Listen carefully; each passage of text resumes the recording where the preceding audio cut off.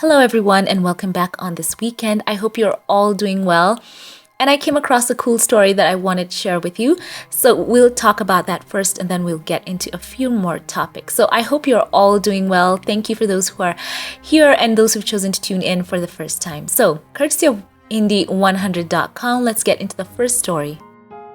So this article states that Meghan has been named the most intelligent British royal according to a study. So the article says, as well as being the Duchess of Sussex, Meghan has now taken home the title of, quote, the most intelligent British royal, according to a study from Oxford Royale. Using the royal family members' A-level results and looking at the rankings from the universities they studied at, the Academy was able to create a definitive ranking of the academic brain boxes of the family. To determine which universities were best, Oxford Royale used the QS World University Rankings, which bases their list on each of the 1,350 institutions according to their academic reputation, employer reputation, and faculty-to-student ratio. Meghan came out on top as she is a graduate from Northwestern University in Evanston, Illinois, which is ranked 30 on the QS World Rankings for 2021, where she studied for her double degree in theater studies and international relations. What a smarty pants, this article says.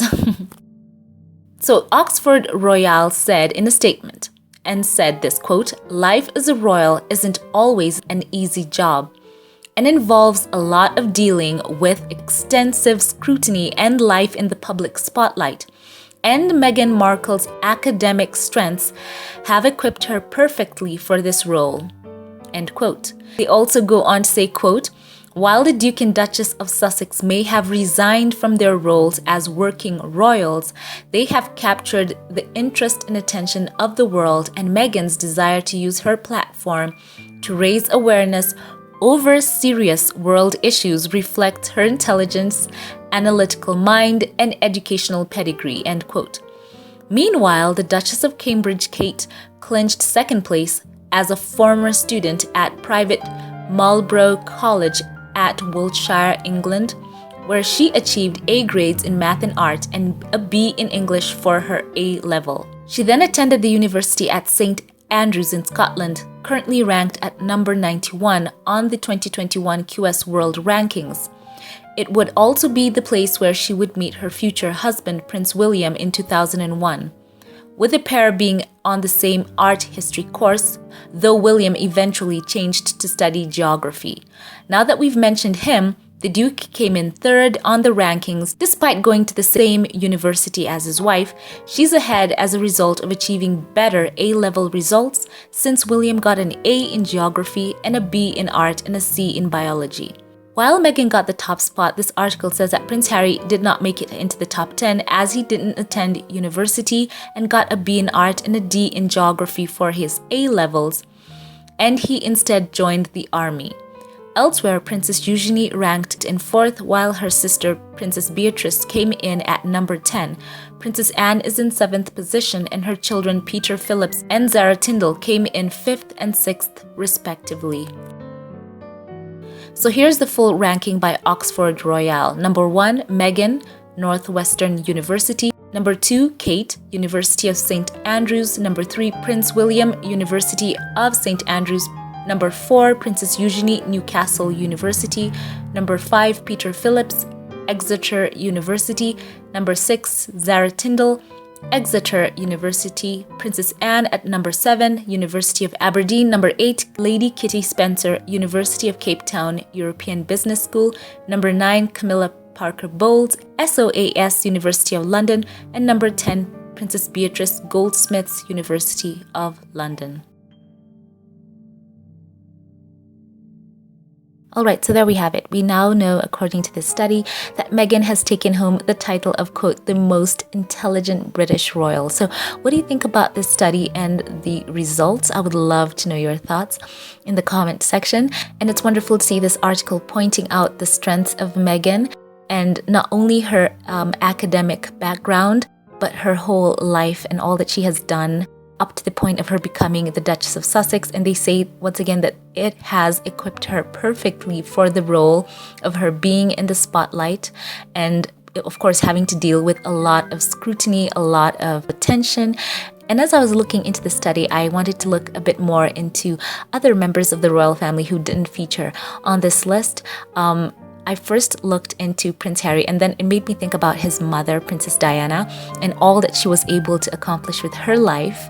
And I looked into her own educational background, and I found out that she was initially homeschooled under the supervision of her governess, Gertrude Allen, and she began her formal education at Sillyfield Private School. She also attended an all-girls boarding school when she was 9, later joining her sisters at Westheath Girls' School in Kent. It turns out that she didn't perform well academically, failing her O-levels twice, but her outstanding community spirit was recognized with an award from Westheath. And she left Westheath as well when she was 16. But we do know that despite the fact that she didn't do that well academically, I mean, who can deny the impact that Princess Diana had on the world in her time as a princess? And even till now, the ripple of what she was able to do is still being felt, and how her sons tried to emulate her in how she conducted herself with her charity work and her patronages. We all know that she was a patron of numerous charities and organizations, and she worked with the homeless, with youth, with drug addicts. She also did a lot for mental health. She brought a spotlight on bulimia, and she did so much. Talking about all the awards that she has received, she received the Honorary Freedom of the City of London, which is the highest honor which is in the power of the City of London to bestow on anyone. In Moscow, she received the International Leonardo Prize, which is given to, quote, the most distinguished patrons and people in the arts, medicine, and sports.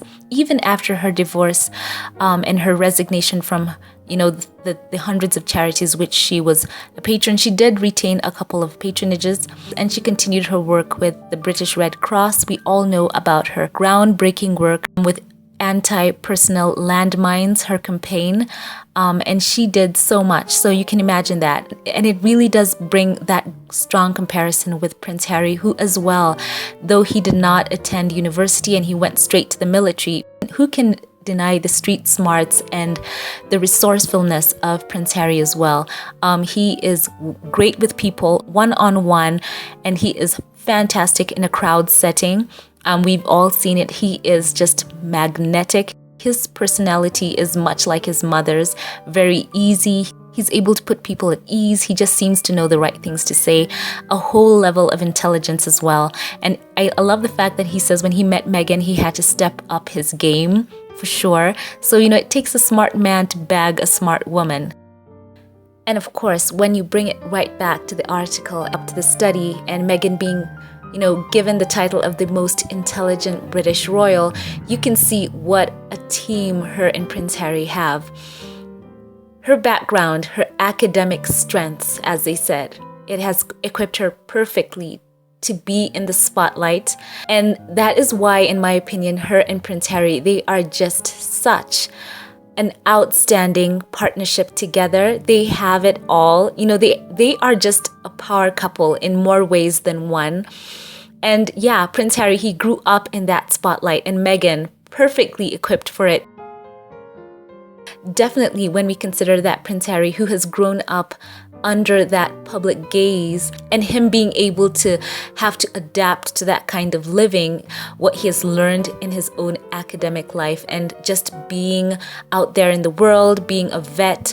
He's just grown up under that scrutiny. And Meghan, together, joining up with him, with her own background, with her own activism as a young girl, being empowered to use her voice from as early as you can imagine, with the whole Procter and Gamble situation where she brought such a spotlight to that. Again, with her academic strengths that have just equipped her perfectly for that spotlight as well. People commented on how Meghan and Harry, they are just so perfect together, a perfect power couple, and how they are able to adapt to, the high stresses of that life together. even with all the spotlight that they were under and the unfair scrutiny, you can just imagine together what they were able to accomplish. Meghan, in her very short time there as a senior working member of the royal family, what she did with the Grenfell, a cookbook, with what she did with those women, empowering them, what she did with Smart Works, how she was able to work and get together that collection and do so much for those women who wanted to get back to the workplace, empowering them. And, the list just goes on and on. And once again, Prince Harry, as he said, he needed to step up his game. Meghan, she described herself as a workhorse. She is not there to cut ribbons. She is a hard worker. You can imagine just looking at her own life, not only academically, what she was able to accomplish as an actress. You have to develop a level of thick skin just for the auditioning process. Many actors and actresses will tell you that is one of the most humbling experiences that they can ever go through. Sometimes they are treated in those sessions as, just herded in, just another number, another face. They can deal with a lot of rejection as they go into auditions. Meghan spoke about it time and time again. She spoke about all the challenges that she had to go through as she was going in for jobs, her being racially ambiguous, and how that impacted her career earlier on, the rejection that she faced, the no's, and her steps moving in to the whole process as an extra, moving on to an actress.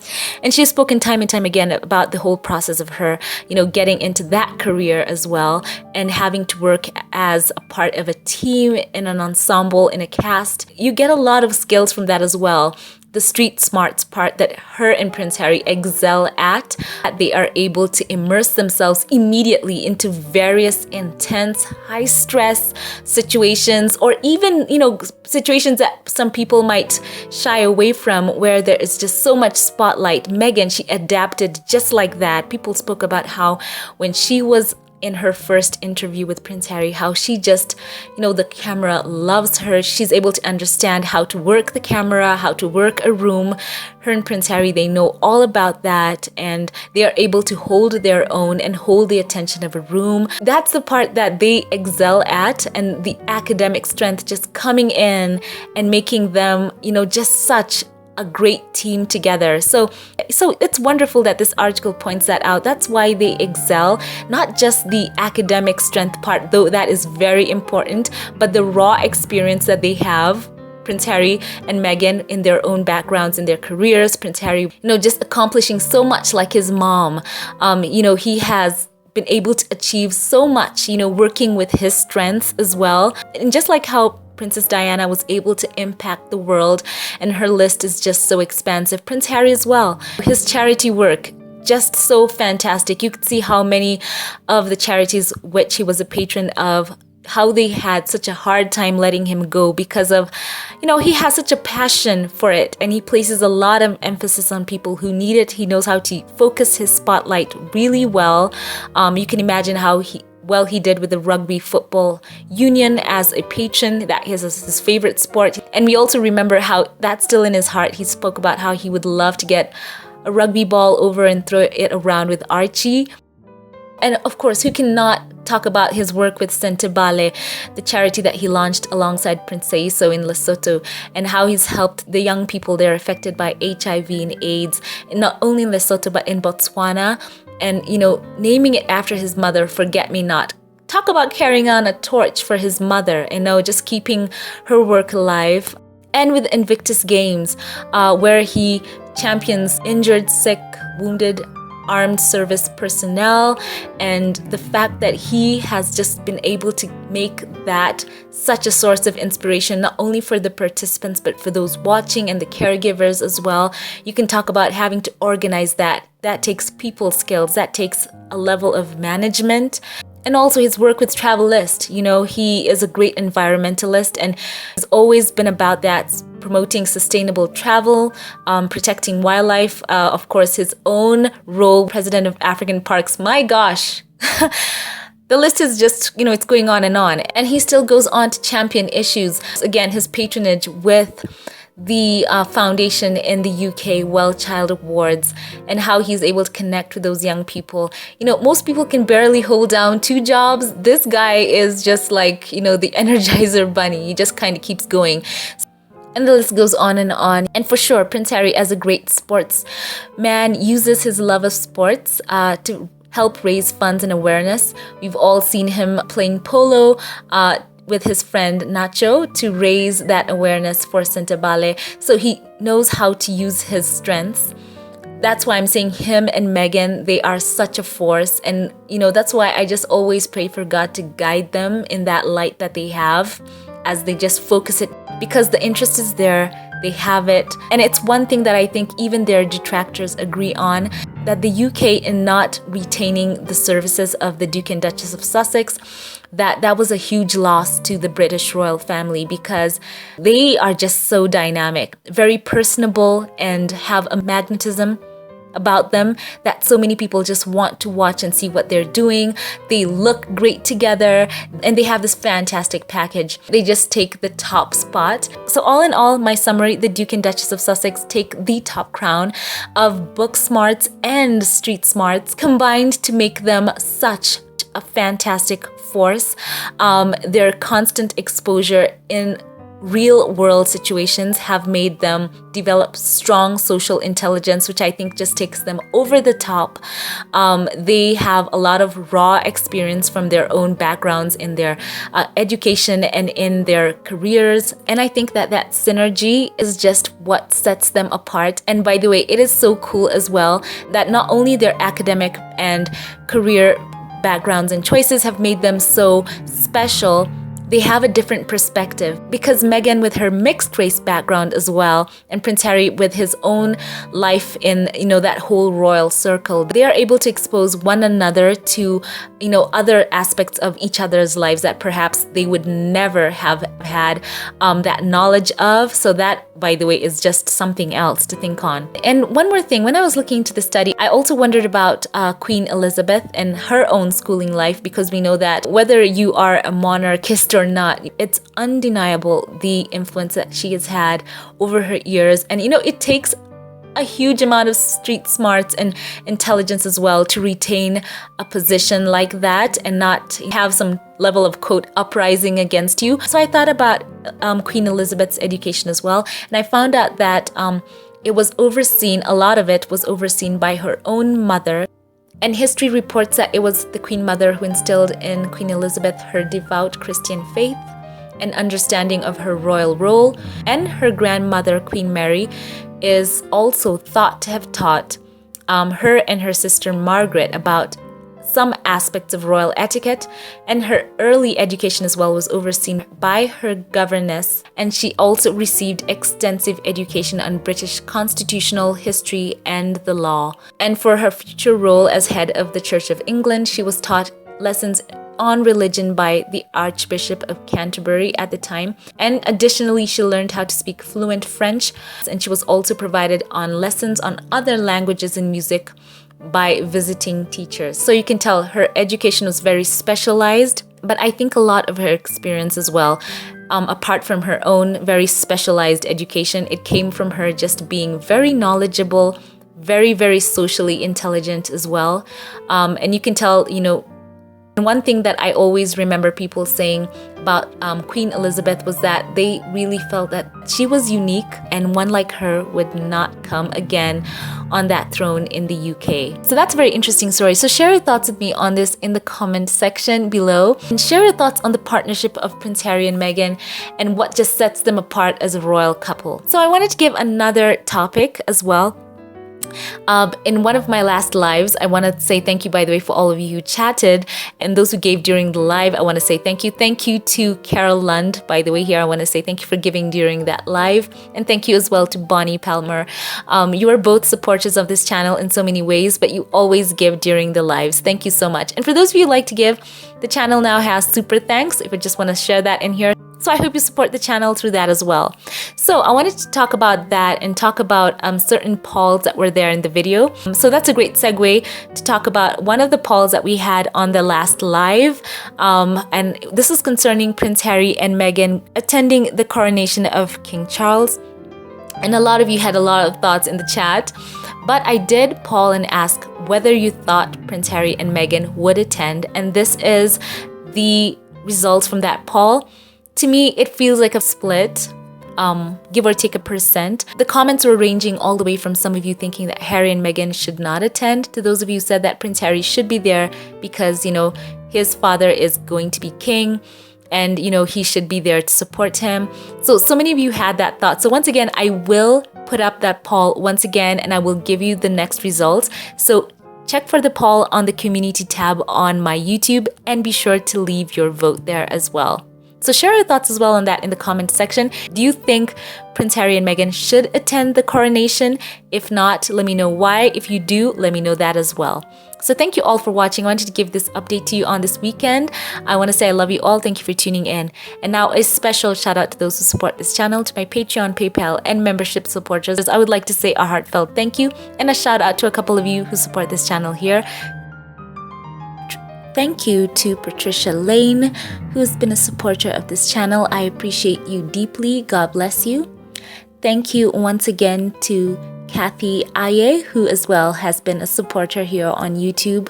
I want to say that I value you and you are so dear and treasured in my heart. Thank you so very much.